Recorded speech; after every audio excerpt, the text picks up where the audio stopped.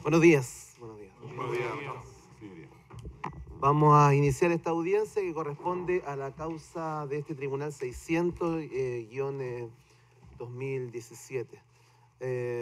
Vamos a hacerlo, en primer lugar, dando a conocer, ustedes ya lo saben formalmente, pero para los efectos de una audiencia pública, a los miembros de la sala. Voy a comenzar por mi costado derecho. Juez alterno o adjunto, doña Gigliola Devoto. Como juez integrante, doña Laura Sef. Como juez redactor, a mi izquierda, don José Flores, y quien habla, Cristian Soto. Somos los jueces de este tribunal que hemos sido designados entonces para llevar a cabo esta causa.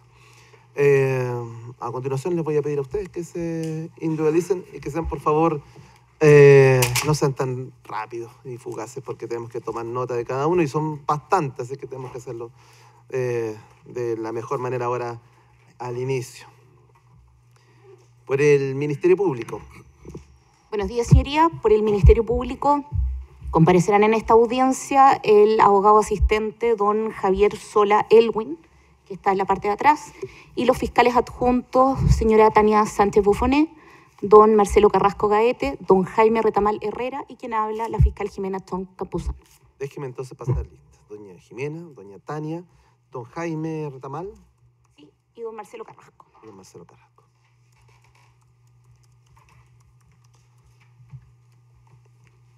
Gracias. Ustedes son los fiscales que en general van a participar durante el juicio. Así es, maestro. Ya. Ok. Gracias. Por la parte creyente. Señoría, muy buenos días. Por la creyente AFP Hábitat Sociedad Anónima, abogado Luis Inostroza Zapata, con domicilio y forma de notificación registrado en el tribunal. ¿Ya? Buenos días, magistrado. Por la creyente Hábitat, el abogado José Devia Muñoz, con domicilio y forma de notificación también registrado. Sí, eso suena bonito, pero no nos aporta mucho. José Devia Zapata. ¿Sí? José Devia Muñoz. Devia Muñoz. Buen día, magistrado. Por AFP Hábitat comparece Ángel Riquelme Vergara. Ángel Riquelme Vergara. Ya. Continuamos entonces. Señor creyente. Buenos días, su señoría. Por la querellante Moneda, administradora general de fondos, el abogado René García. Me acompaña también don Andrés Ortúzar. Y don Andrés Ortúzar. Gracias. Buenos días, su señoría. Por la querellante Roberto Lobos Cerda comparecerán los siguientes abogados alternándose. Don Miguel Soto Piñeiro. ¿Ya? Valentina Jorbat Gutiérrez. Valentina Jorbat Gutiérrez. ¿Ya? Don Mauricio Daza Carrasco. Yo los había dejado para que se sentaran a ronda. Sí. Carlos Hidalgo Guerrero. Pedro Ortustegui Hinrichen. Espérame un segundo. Don Carlos Hidalgo Guerrero. ¿Ya? Pedro Osturtegui Hinrichen. ¿Ya? Jorge Urrea Zamorano. ¿Ya? Nicolás Acevedo Vega. Y don Felipe San Martín Lutzinger.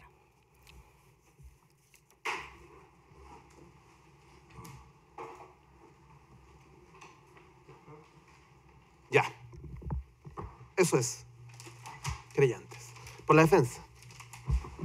Buenos días, magistrado. Buenos días. Por la defensa de Donaldo Motacamp, comparecemos los abogados Samuel Donoso Boasi, Marcelo Sanfeliu Gench, César Ramos Pérez y quien les habla, el abogado Gabriel Saliasnik Schildkrut. Don César Ramos Pérez.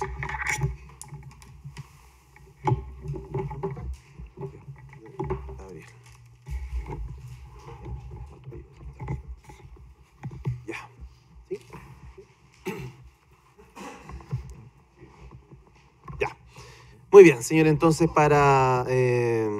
¿Sí? Vamos a eso, vamos a eso. Es lo más importante. Señor, buenos días. Hola, buenos días. ¿Cuál es su nombre, por favor? Aldo César Mota Camp. Ya. ¿Su número de cédula de identidad? 12.488.665-1. Ya. ¿Cuándo usted nació? El 7 de noviembre de 1973. O sea, al día de hoy, ¿cuántos años tiene? 45. ¿Su estado civil? Casado. ¿Cuál es su profesión u oficio? Ingeniero comercial. ¿Y su domicilio, señor? Calle La Pradera, número 368, en Colina.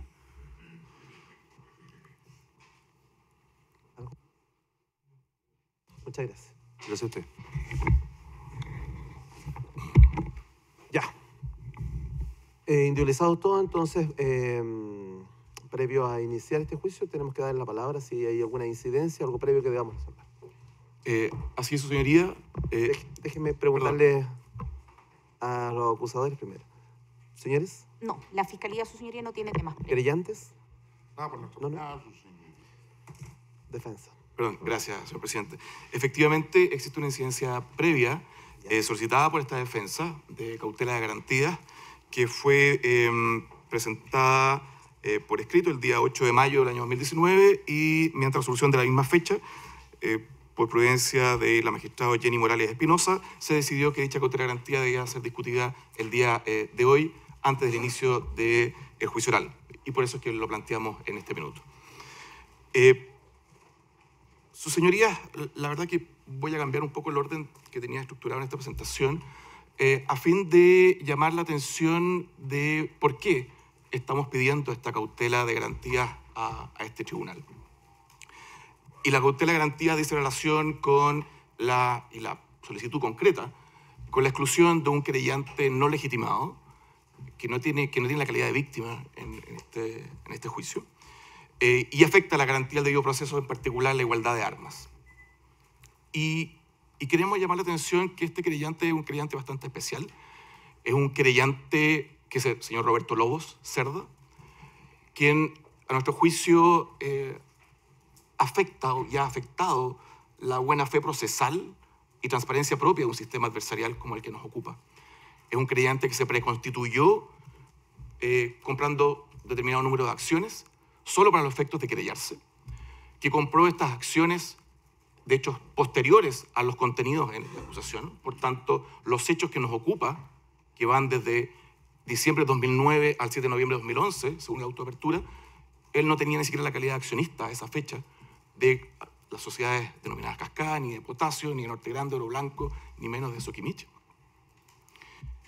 Este querellante que se preconstituye para estos efectos en que cuando compra las acciones ya indica el domicilio de su abogado penalista, no su propio domicilio, que al día siguiente pide un certificado para el solo efecto de querellarse, y que además este querellante falta la verdad ante la Policía de Investigaciones en cuanto a la razón en que compra estas acciones y cuando conoce al abogado que lo patrocina en esta causa y que finalmente, que dice que lo conoce un mes después, el domicilio que está en las facturas, tal como lo pasaremos a ver enseguida, es precisamente el domicilio de este abogado, un mes antes que lo conociera.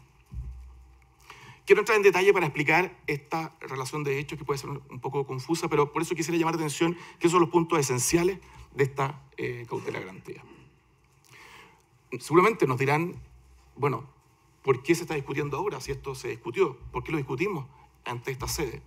Precisamente, su señoría, porque lo discutimos en la etapa intermedia, en la audiencia de apelación de juicio oral, ante el juez Mario Cayul, del séptimo juzgado de garantía de Santiago, y él nos dice, mire, esto es un tema de fondo, discútase en la sede que corresponda, en el juicio oral.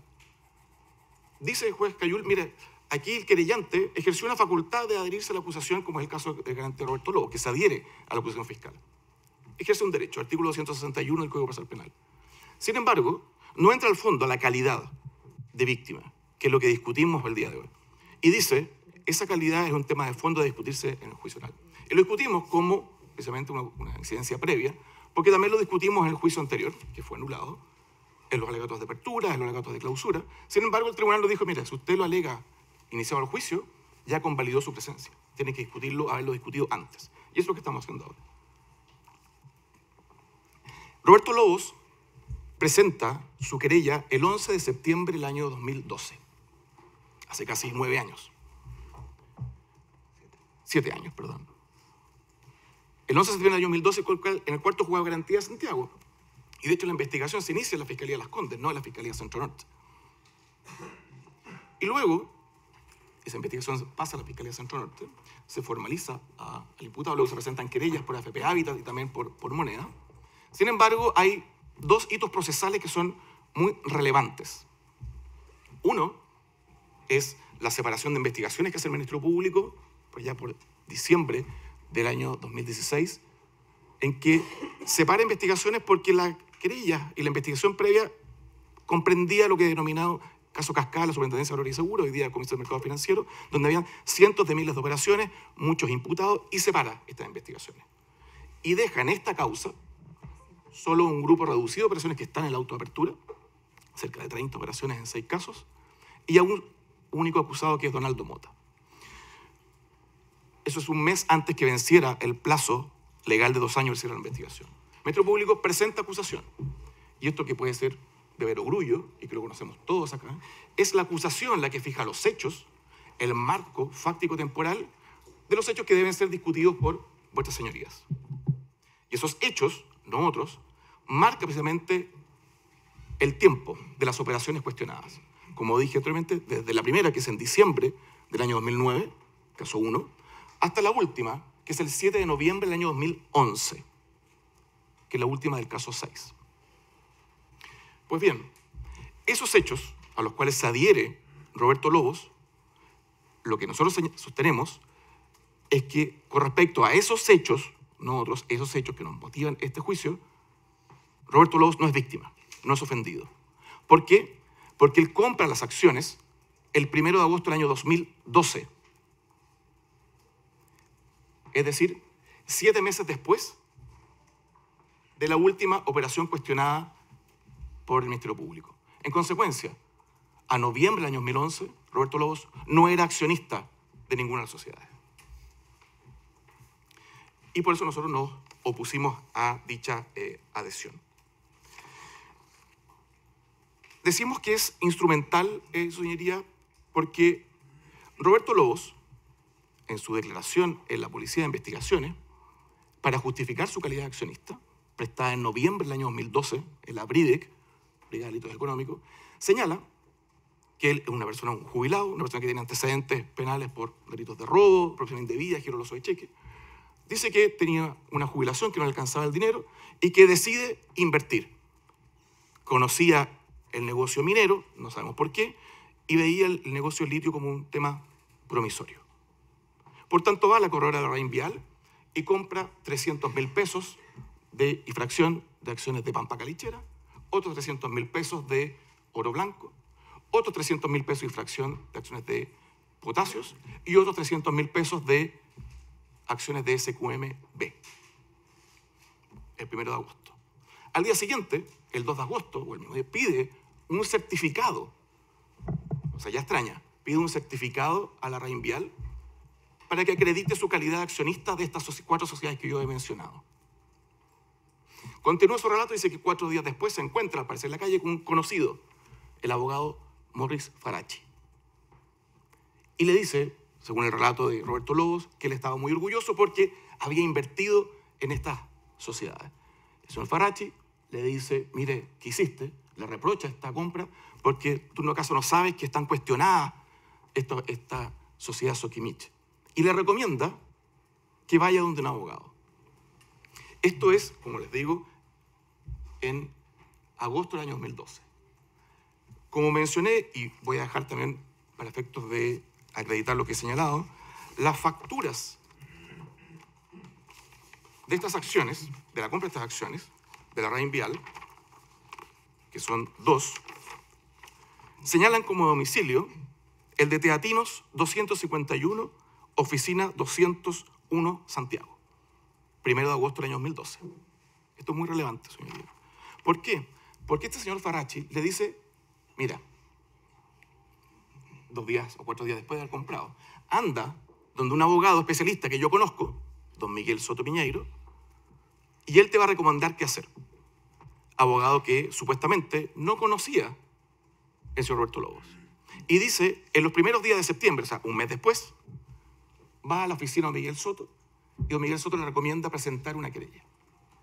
El punto, señoría, y algo que no calza en esta historia, es que el domicilio que señala él en su factura en agosto del año 2012 es precisamente el domicilio del abogado que no conocía, porque la oficina de Teatinos 251, oficina 201, le corresponde a esa fecha a Miguel Soto Piñeiro. En consecuencia, aquí no solamente hay una preconstitución de calidad accionista, compra acciones, pide un certificado, señala al domicilio un abogado penalista para emitir esas facturas, un abogado que supuestamente a esa fecha no conocía. Es tan potente esta situación que en el juicio anterior el creyente, los abogados creyentes de Roberto Lobos, ni siquiera lo llevaron a declarar a juicio para dar estas explicaciones. Porque claramente es inconsistente. Miente Roberto Lobos ante la PDI al señalar que no conoce al abogado Miguel Soto y, sin embargo, un mes antes de conocerlo señala su domicilio en la factura. Claramente esto es una maqueta que se hizo para poder solamente querellarse. Sostenemos, su señoría, que Roberto Lobos no tiene la calidad de víctima ofendido conforme a lo que haya señalado, por un tema temporal y además es un tema instrumental. El artículo 108 del Código Procesal Penal define a la víctima como aquel ofendido por el delito que se trata. Y sostenemos, su señoría, que Roberto Lobos no es ofendido, entendiendo el ofendido como el sujeto que sufre directamente la lesión del bien jurídico protegido por el delito. Ni tampoco es perjudicado. No es perjudicado porque no hay un perjuicio patrimonial. De hecho, nos ha alegado y probablemente escucharemos acá a mi contradictor decir que esto es un delito de mera actividad, no requiere resultado, es más un delito de peligro abstracto. Y estamos de acuerdo con eso. Y de hecho, no ha demandado civilmente Roberto Lobos, ni aquí, ni en ninguna otra sede. Acción que por lo demás ya se encuentra prescrita y por tanto entendemos que se allanó a dicho perjuicio. Por tanto, el concepto de perjudicado no corre acá. Pero veamos si es ofendido por el delito. Autores como el profesor Raúl Núñez, como la profesora Mariane Horvitz en su libro Lecciones de Derecho Penal, Procesal Penal Chileno, señalan precisamente que los casos en que es ofendido para efectos del legislador es aquel ofendido en los intereses del bien jurídico que está protegido por la norma. Pero aquí, al ser un delito de peligro abstracto, en la ley de mercado de valores, y también probablemente lo escucharemos, se trata de un delito, o perdón, un bien jurídico supraindividual, colectivo, difuso. Entonces, claramente resulta más sencillo identificar al ofendido cuando se trata de un bien jurídico como, por ejemplo, la vida, el honor, el patrimonio, la propiedad. Uno puede identificar el ofendido del delito cuando se trata de esos bienes jurídicos. Pero cuando hay un bien jurídico difuso, supraindividual, de intereses colectivos, claramente ese interés es difuso y quien le corresponde precisamente cautelar por esos bienes jurídicos es el Ministerio Público. El Ministerio Público como sostenedor de la acción penal pública y protección también a las víctimas. Señoría, el bien jurídico supraindividual, como por ejemplo sería la salud pública, en los delitos de tráfico, por la ley 20.000, no tendríamos un creyente por la ley 20.000. Es el Ministerio Público quien actúa a través de la sociedad. Incluso es más, y para esto es muy importante, la modificación que sufrió el artículo 111 de nuestro Código Procesal Penal. El artículo 111 del Código Procesal Penal del año 2000, original, incluía en su inciso final una norma que permitía la acción penal popular. y que permitía precisamente a cualquier persona, y me permito leer muy brevemente, asimismo podrá deducir querella a cualquier persona capaz de parecer en juicio domiciliado en la región respecto de delitos cometidos en la misma que afectaren intereses sociales relevantes o de la colectividad en su conjunto. Bien sabemos que a finales del año 2005, en noviembre, por la ley 20.074, se modificó esta norma y se suprimió este inciso. Y es muy decidora, su señoría, y está tal cual como lo conocemos hoy día, la historia de la ley, de esa modificación. Y expresamente se dejó constancia en la comisión mixta por el senador Viera-Gallo, que señala que la regla general es que la acción penal corresponde exclusivamente al Ministerio Público y el único querellante habilitado es la víctima, su representante legal o sus causavientes. El espíritu de la modificación de este inciso es afianzar esta norma general para evitar que actores que no sean el Ministerio Público o la víctima se entrometan en el procedimiento pretextando que accionan por delitos que afectan intereses sociales relevantes. Hay que eliminar de raíz la posibilidad de estas acciones populares que sirven únicamente para estrategias comunicacionales de grupos políticos y no ayudan en nada al desenvolvimiento del sistema penal. Lo mismo el abogado y profesor Jorge Bofill. Permitir querellas populares es actuar como si el Ministerio Público no existiera. El fiscal nacional de la época acotó que la expresión intereses sociales relevantes debía ser eliminada y estimó que la pluralidad de querellantes no es buena para los objetivos del proceso. En consecuencia, señoría, estimamos que en este caso concreto, de estos hechos en materia de la acusación, de autoapertura de juicio oral que serán debatidos por vuestra señoría en esta sede, Roberto Lobos no tiene la calidad de víctima, no es ofendido. Porque se trata de hechos en los cuales, a esa fecha, ni siquiera era accionista Roberto Lobos. Y además, por lo instrumental, por el abuso del derecho, en que se preconstituye como querellante, solo, y compra estas acciones solo para los efectos de querellarse, en que derechamente miente a la Policía de Investigaciones al señalar que no conoce al abogado, siendo que señala su domicilio previamente. Pero además, esa señoría, y un tema que también es relevante, nosotros nos hemos preguntado, bueno, ¿por qué? ¿Por qué pasa esto? ¿Por qué se instrumentaliza esta acción? ¿Por qué se instrumentaliza a Roberto Lobos? Bueno, eso es un hecho conocido y también está en la base de datos del Poder Judicial, que los abogados, los hoy día 8 apoderados de Roberto Lobos, son precisamente los abogados históricos de un empresario enemigo número 1 de SQM, Francisco Javier Errázuriz. Son los mismos abogados que han actuado en querellas, como por ejemplo el juzgado de Copiapó, rol 1823 año 2019. Son los mismos abogados, mismo Miguel Soto y doña Valentina Horvat, que han presentado distintos requerimientos ante el Tribunal Constitucional, en representación de los grupos de Errázuriz, incluso la última, el 30 de abril recién pasado, en un conflicto con SQM, que incluso la prensa tituló Guerra por el Salar de Atacama, escala al Tribunal Constitucional. Grupo Errázuriz arremete contra SQM por pertenencias mineras. En consecuencia, una persona, señor Lobos, que tiene antecedentes por robo, presión de vía, giro doloso, compra acciones. Al día siguiente pide un certificado que fue acompañado a la querella para acreditar su calidad de accionista, que señala a esa fecha el domicilio de su abogado penalista, que supuestamente conoce un mes después. Atenta contra las máximas de la experiencia. Las cosas no ocurren de esa manera. Defensa, déjeme interrumpirle un segundo. Por favor, me gustaría que apuntara a cómo este abuso del derecho que usted ha caratulado puede afectar a la defensa. Para allá voy, señor presidente. Precisamente, ¿cuál es la afectación de las garantías? La afectación de garantías, a juicio de esta defensa, es la garantía del debido proceso, en su componente de igualdad de armas. Claramente, no es lo mismo para esta defensa lidiar contra 4 acusadores, Ministerio Público y 3 querellantes, que contra uno, y sobre todo teniendo a un querellante que entendemos que no tiene derecho de estar acá en este juicio, que es un querellante instrumental. La igualdad de armas y una desventaja injusta para esta defensa. La igualdad de armas es el correlato de la garantía de la igualdad ante la ley. Y en el campo del proceso significa paridad de oportunidades en la audiencia, las normas que regulan la actividad de cada uno. Y esto se va a ver, su señoría, y se vio de hecho en el juicio anterior, en cada una de las incidencias que se presentaron en el juicio. En cada una de las objeciones, por ejemplo, a preguntas, daba la vuelta completa. Cada uno de los intervinientes incluso objetaban de manera subsidiaria las distintas causales. Por ejemplo, se preguntaba, ante una pregunta de la defensa, ¿es posible que Metropúblico objetara por sugestiva, Hábitat por engañosa, Lobos por capciosa y Moneda por impertinente? Todo el abanico de posibilidades. Y eso finalmente afecta el derecho a defensa. Y incluso afecta el funcionamiento del juicio.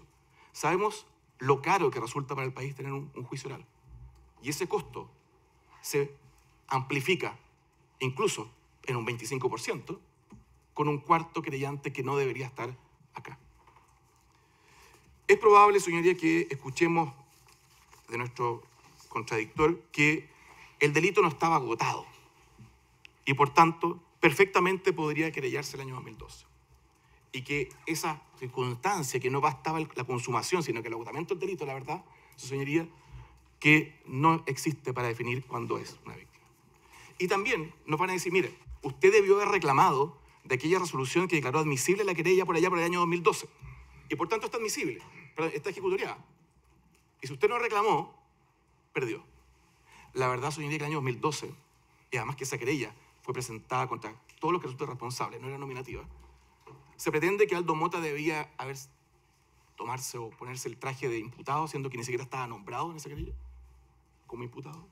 Incluso es más, el propio Roberto Lobo en esa querella pide la citación de Aldo Mota como testigo, ni siquiera imputado.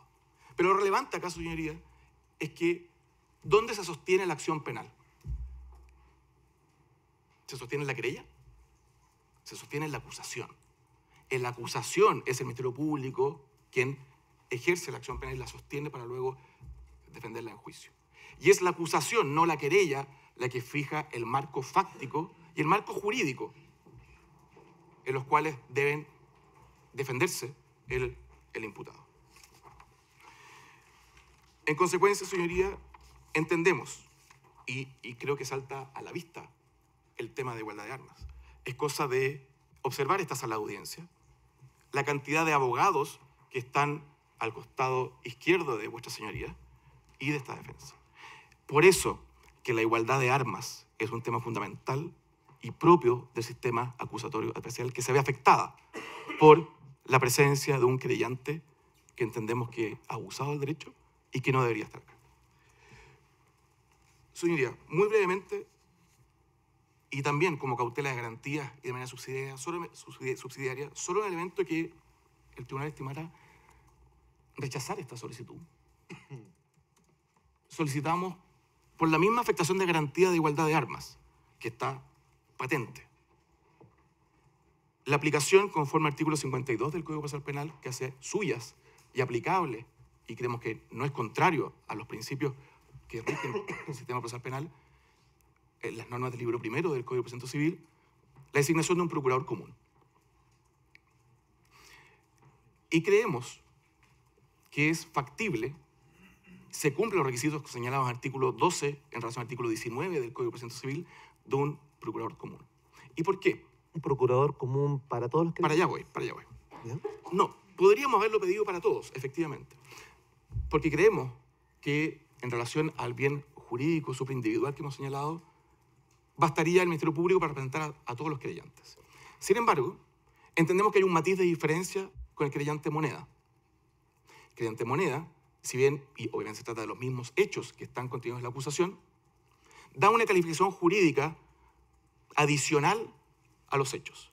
En los casos 1 a 5 establece una calificación jurídica adicional del artículo 60, letra H, de la Ley de Mercado de Valores, y en relación al caso 6, da una calificación jurídica adicional en relación al artículo 52 de la Ley de Mercado de Valores. En consecuencia, la calificación jurídica varía. Ofrece prueba, solo documental, pero distinta al Ministerio Público. Y tiene una pretensión punitiva distinta al Ministerio Público. De hecho, la pretensión punitiva llega a pena de presidio mayor en su grado medio. Sin embargo, en los casos de FP Hábitat y Roberto Lobos, no es así. ¿Por qué? Porque son los mismos hechos de la acusación fiscal, evidentemente se adhirieron a la acusación fiscal.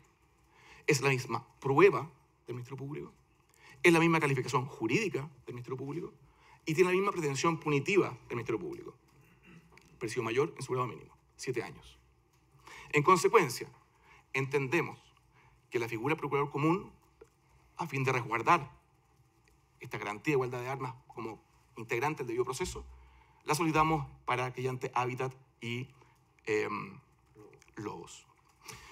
Un tema relevante, señoría, es que cuando se ha discutido en sede penal, hace inversions, caso Arcano, octavo juego de garantía y cuarto juego de garantía, se ha estimado la etapa procesal en la que se encuentra para efectos de dar lugar o no dar lugar al Procurador Común.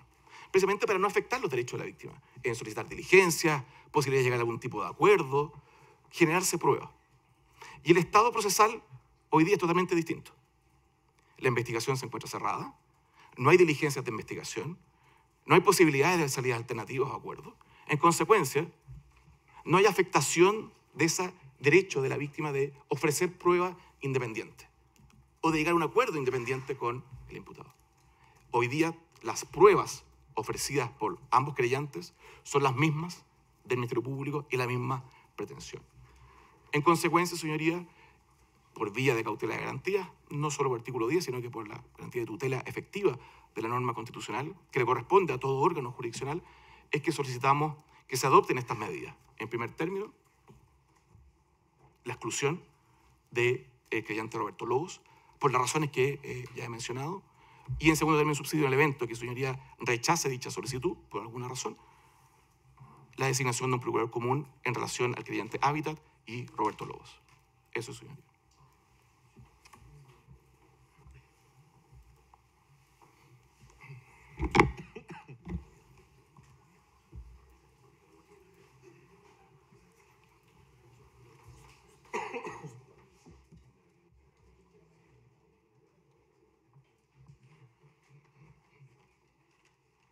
Le vamos a dar la palabra al abogado que representa los intereses del querellante que ha sido eludido, señor Lobo.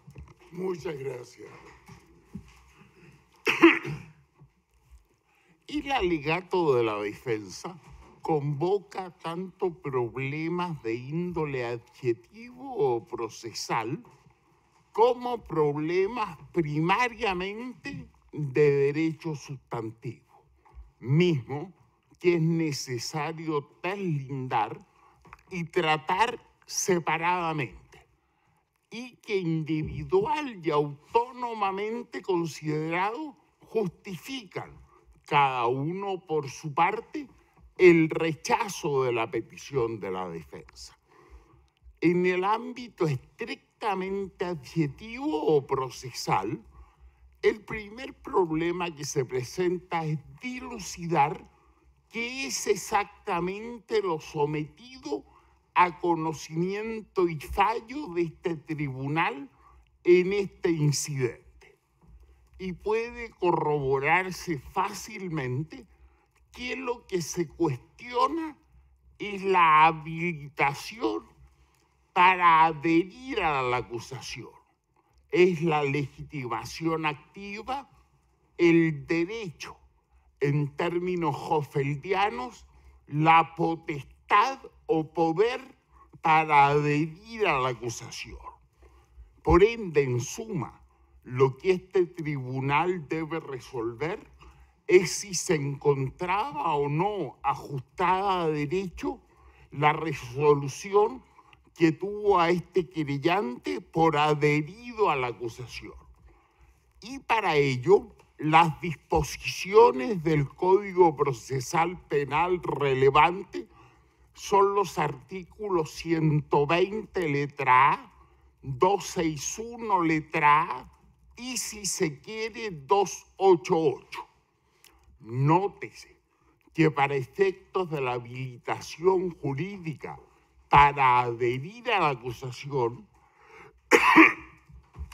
no juegan papel alguno, son impertinentes los artículos 108, inciso primero, 109, letra B, y 114, letra E, todos del Código Procesal Penal.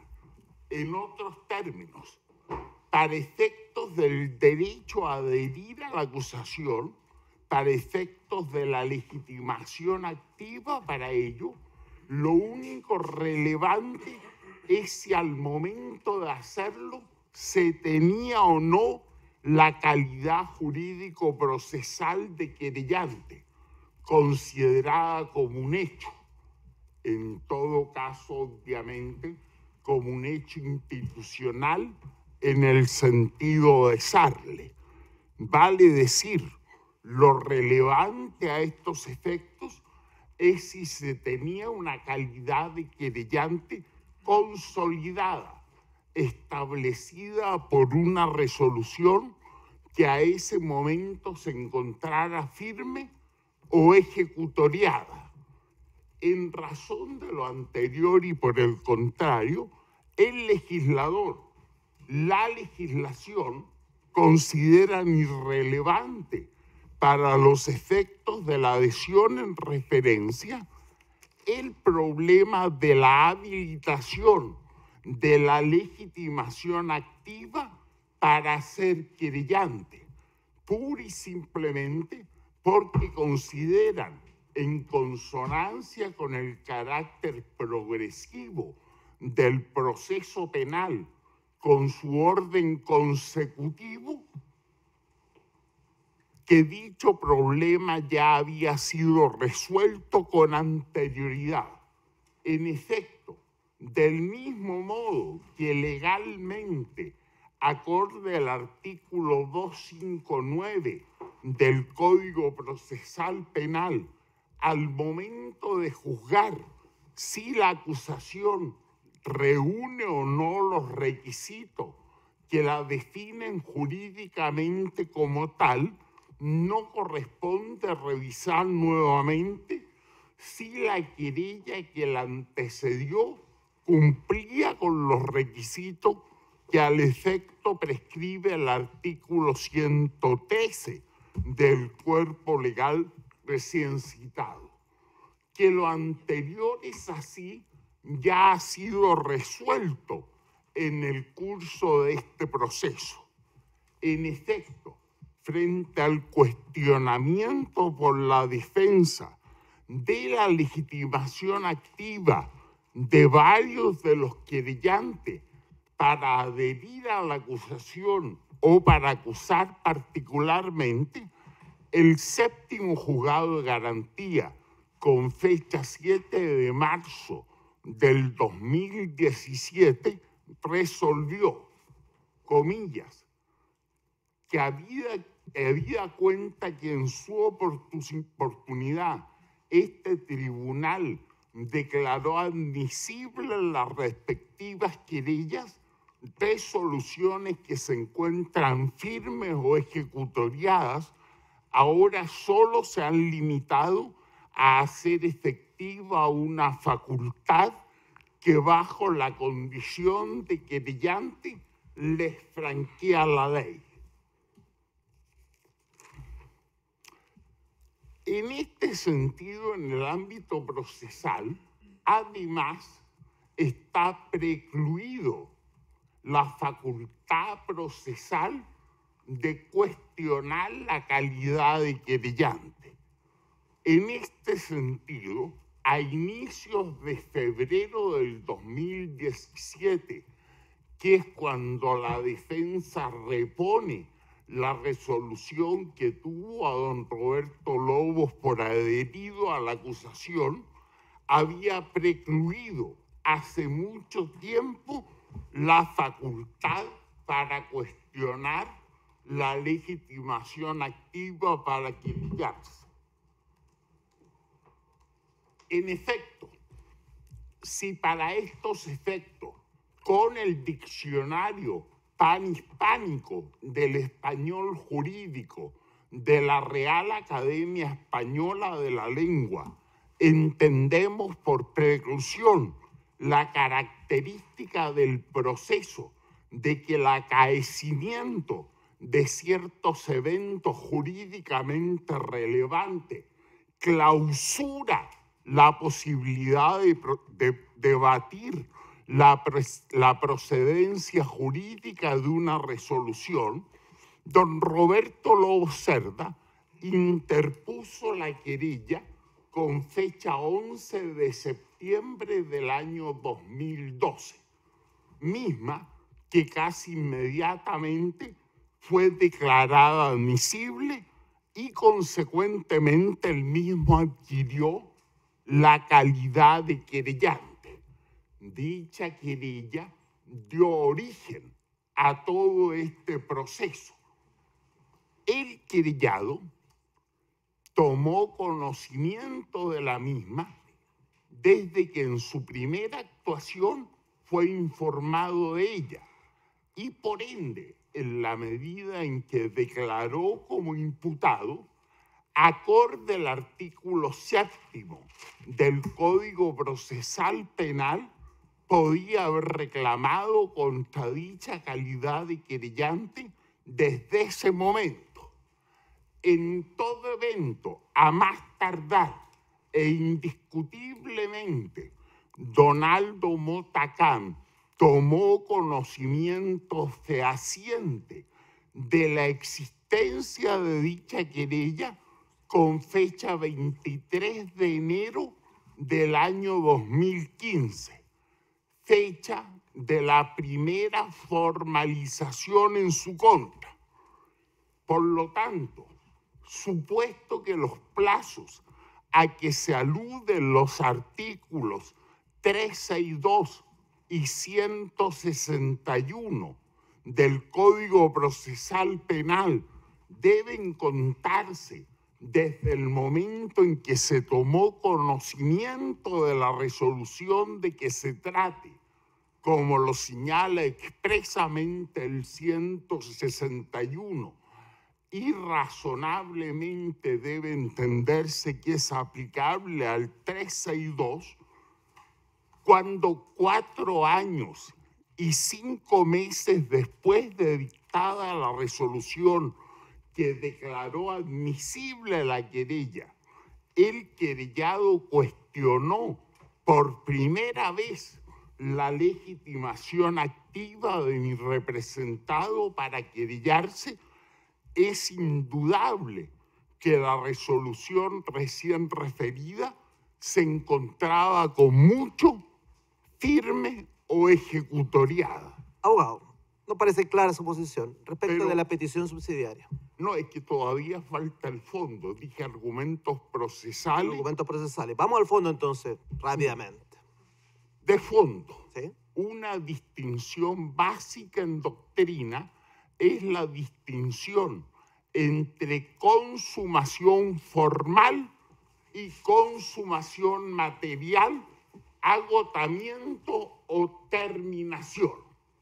Hans Henry Jeschek señala expresamente que para efectos de la legitimación activa para querellarse particularmente, la calidad, el momento relevante es el momento del agotamiento, terminación o consumación material.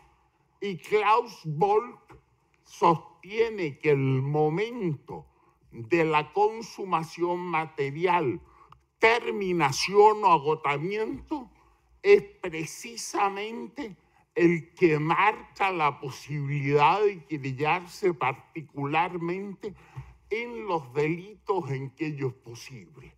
Si un delito es de peligro, como son los delitos que son objeto de este juicio, la concreción, la materialidad de la lesión del interés de la víctima se produce con el agotamiento, terminación o consumación material.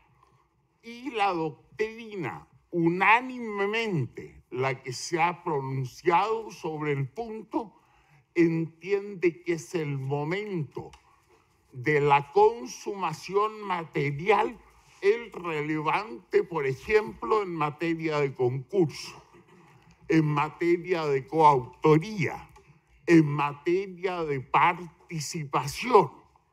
y razonablemente en materia procesal. Si el accionar depende de mi calidad de ofendido y víctima, esa calidad la adquiero cuando la lesión al bien jurídico se concreta. ¿Cuándo se concretó la lesión al bien jurídico? La lesión al bien jurídico se concretó cuando se socializó la investigación administrativa de que era objeto el acusado. Con esa investigación, el mercado y los inversionistas supieron de los alcances, efectos y consecuencias de las operaciones irritas realizadas por el acusado.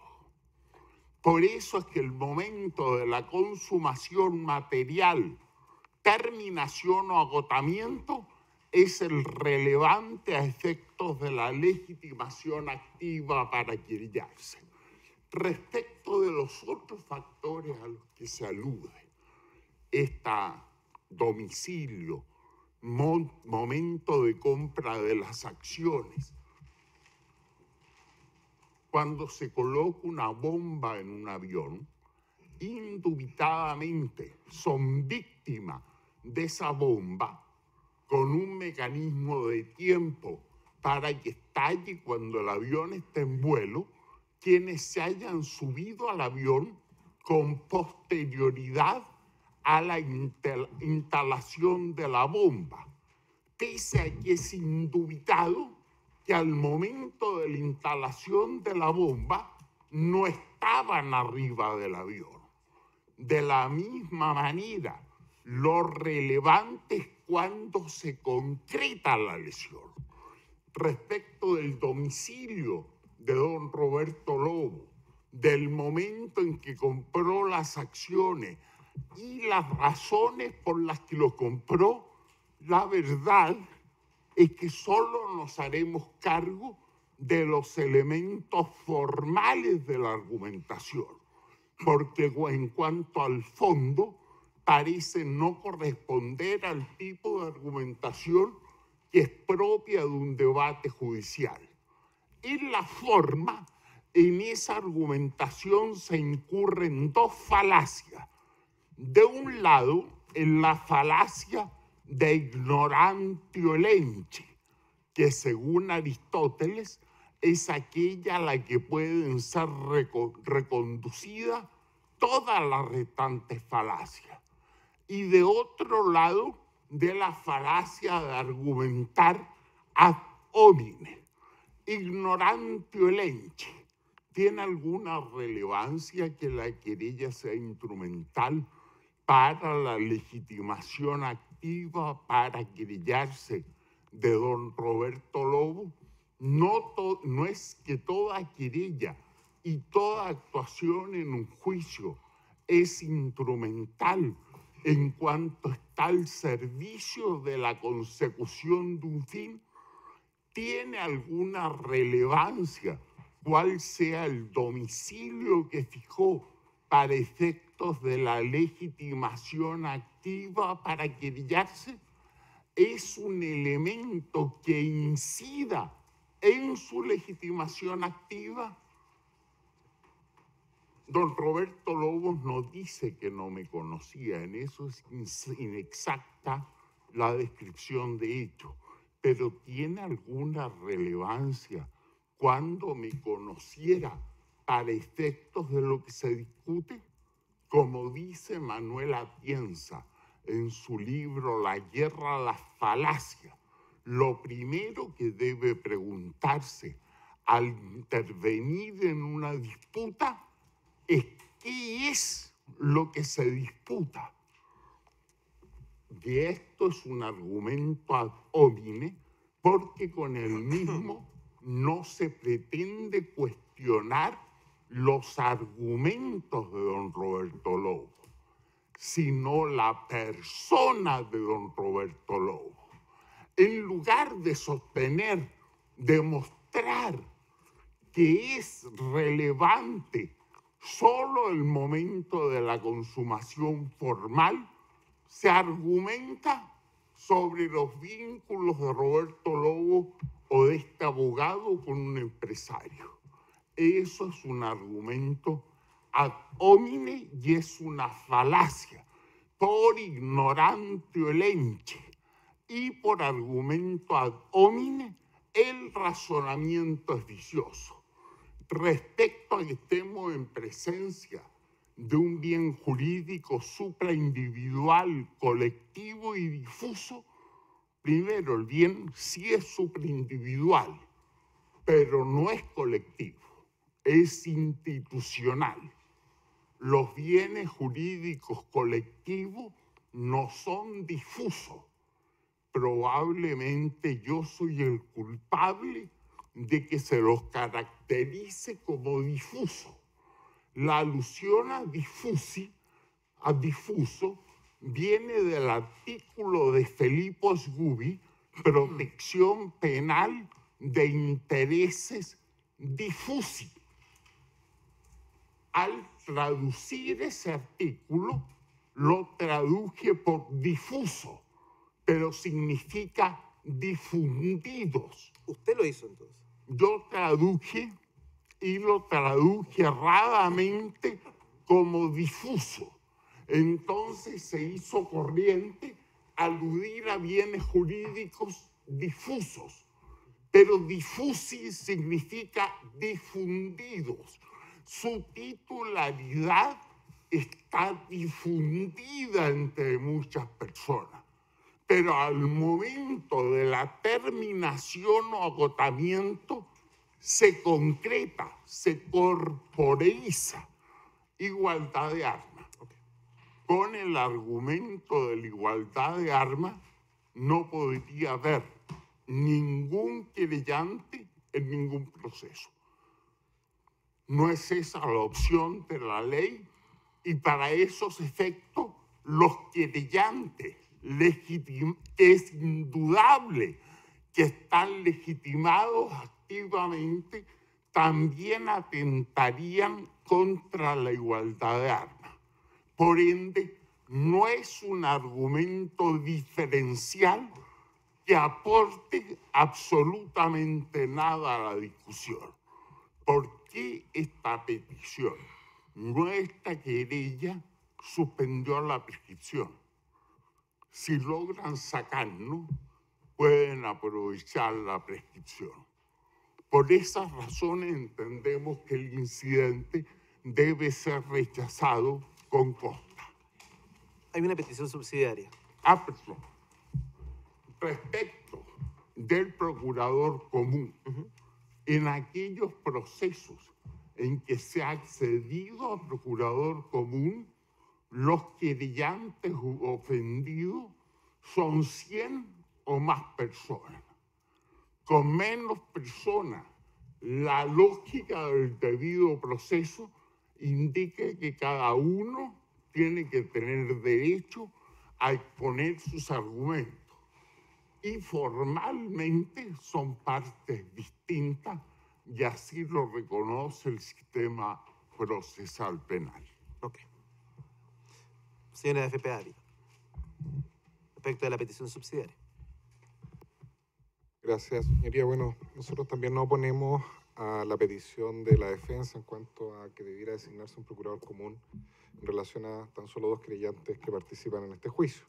Y nuestra postura dice relación con el hecho que la institución del procurador común no dice relación con aquellas alegaciones que el señor defensor hoy plantea, esto es en relación a la igualdad de armas y la no infracción de alguna garantía constitucional.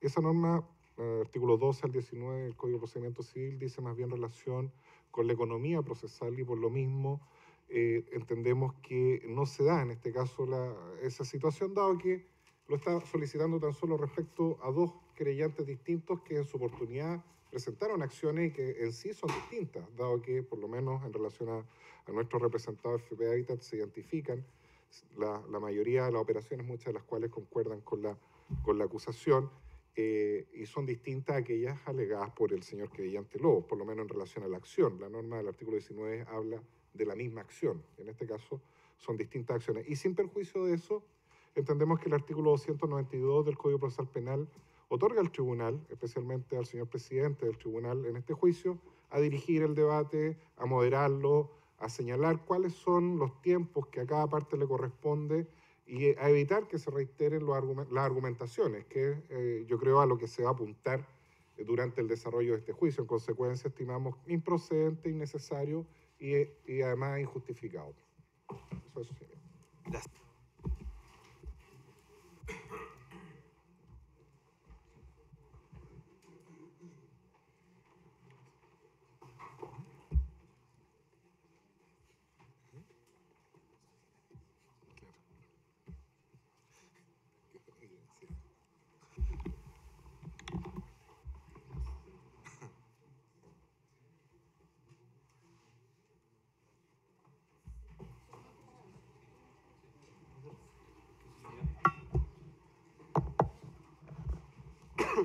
Su señoría,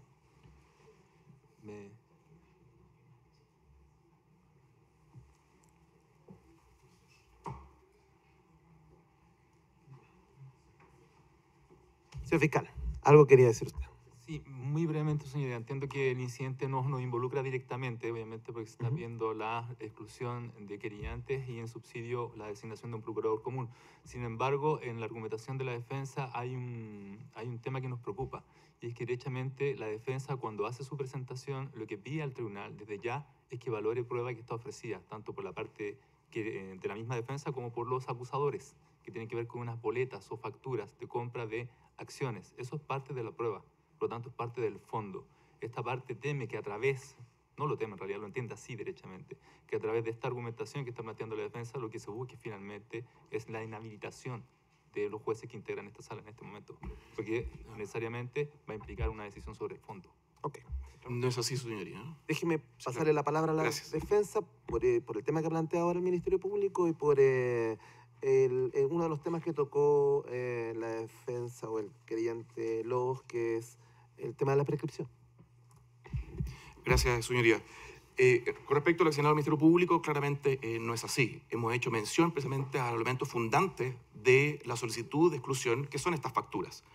De hecho, es más, en el juicio anterior, cuando lo alegamos en el juicio, en la apertura, en la clausura y en la prueba, el tribunal nos dijo que habíamos perdido la oportunidad porque el hecho de haber permitido que actuara el querellante Lobos en el juicio, la petición carecía de sentido. Y por lo mismo, en base a eso, incluso el propio Ministerio Público, en el alegato del recurso de nulidad de la Corte Suprema, nos dijo que esto debería ser pedido como cautela garantía antes de inicio del juicio, que fue lo que hemos hecho ahora. Por tanto, no hay ninguna intención de inhabilitar a nadie. Eso lo digo derechamente en este punto. En relación al punto de la prescripción, la verdad tampoco es así, señoría, porque la querella, tal como lo hemos dicho, de Roberto Lobos, no es nominativa, es contra quien resulta responsable. En consecuencia, el hecho de la suspensión o introducción de la prescripción tiene que ver, y de hecho ya es discutible, si es que es la querella o claramente es un efecto de la formalización de la investigación, pero se ha entendido por la jurisprudencia de tribunales que podría provocar este efecto aquella querella nominativa en contra de persona determinada, porque la suspensión, conforme a las normas del Código Penal, es cuando la investigación penal se dirige en contra del culpable, cosa que no ocurre. En consecuencia, no se encuentra prescrita la acción penal, ni tampoco es el propósito. El propósito de esta defensa, ya lo hemos señalado, es la garantía material del debido proceso, sin perjuicio de algunas imprecisiones que ha incurrido el querellante Lobos en su alegación. Que no sé si me permite hacerme cargo o lo dejamos. Son imprecisiones, este fácticas. Juego de fácticas. Espero que usted representó y que ellos retocaron.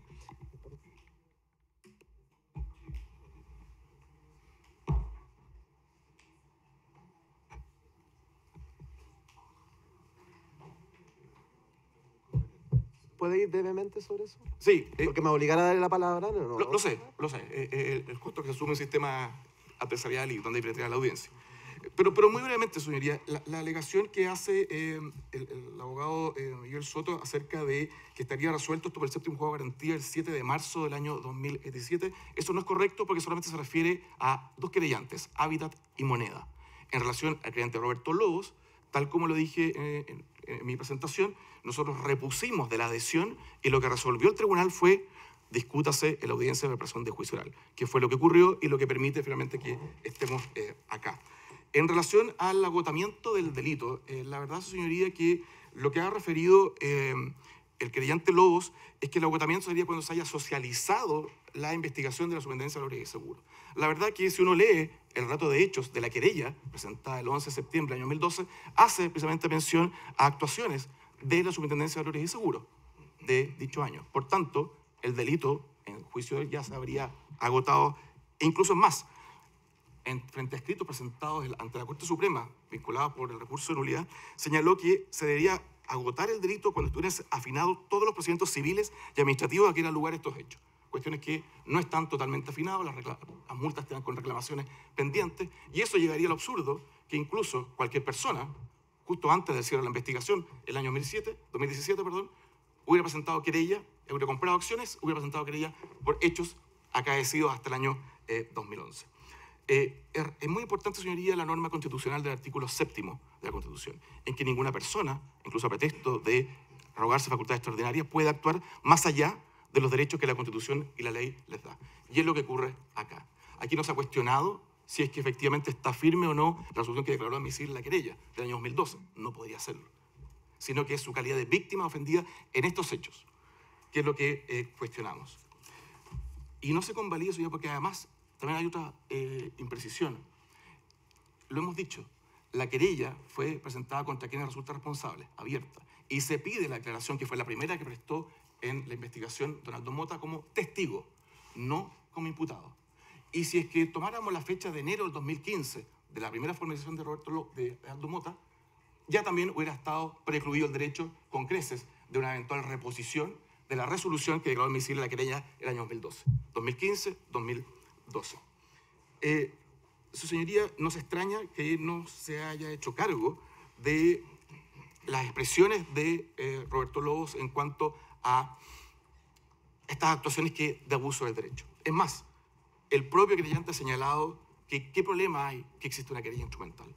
Bueno, nosotros creemos que sí hay muchos problemas que el propio querellante Lobos reconozca esta querella instrumental, por el costo que implica, por la buena fe procesal que está en el sistema adversarial. En consecuencia, su señoría, reiteramos ambas solicitudes por cautelar garantía. Su señoría, afirmamos que la querella es instrumental.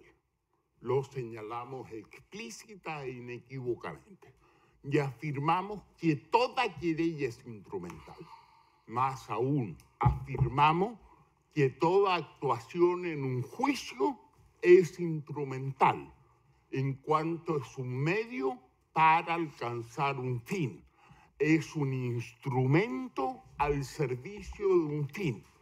Una acusación pretende que se condene a una persona por un delito determinado. Una querella pretende que se investigue, se acuse y se condene. Es un instrumento para que se investigue, se acuse y se condene. En segundo lugar, no sostuvimos que la resolución que leímos se refiriera a nuestra querella. Lo que sostuvimos es que frente al cuestionamiento de la legitimación activa para acusar de algunos acusadores, se había resuelto lo que leímos. Tercero, sostuvimos expresamente que lo relevante del momento del conocimiento, y ese conocimiento en función de la calidad, desde el momento en que, conforme al artículo 7º del Código Procesal Penal, don Aldo Mota Camp supo de su calidad de ofendido, pudo haber accionado. Por ende, sí está precluida la facultad. No sostuvimos ni pretendemos sostener que esta declaración de don Roberto Lobos sea relevante para efectos de resolver lo que se está discutiendo. Lo que sostuvimos es que esa es una falacia de ignorantio elenchi, y la defensa nos hizo cargo de la falacia. Por esas razones entendemos... en las circunstancias, primero, que una querella no sea nominada, en nuestra jurisprudencia no impide que suspenda la prescripción. De hecho, el tema fue discutido y dio lugar a lo que se dio en llamar la guerra de las Cortes entre el Tribunal Constitucional y el Tribunal Supremo Español. El Tribunal Supremo Español entendía que una querella o denuncia no nominativa suspendía la prescripción. Incluso llegó a abrirle causa por prevaricación a un juez que resolvió en sentido contrario. Sin embargo, el Tribunal Constitucional entendió que debía ser nominativa y el Tribunal Supremo no asumió la jurisprudencia del Tribunal Constitucional sino hasta varios meses después. En la práctica chilena, las resoluciones más abundantes son que una querella no nominativa suspende la prescripción. Muy bien, señores, vamos a hacer un receso de 30 minutos para dar a conocer la decisión de este incidente. Gracias. Señoría, solo brevemente, nos informa que hay 2 testigos, su señoría, que están en la sala de testigos para efectos de que se les informe que van a ser contactados por los intervinientes en el momento en que deban presentarse. Contamos con sus datos de contacto, por lo tanto no requerimos nada más de la administración del tribunal. Muchas gracias.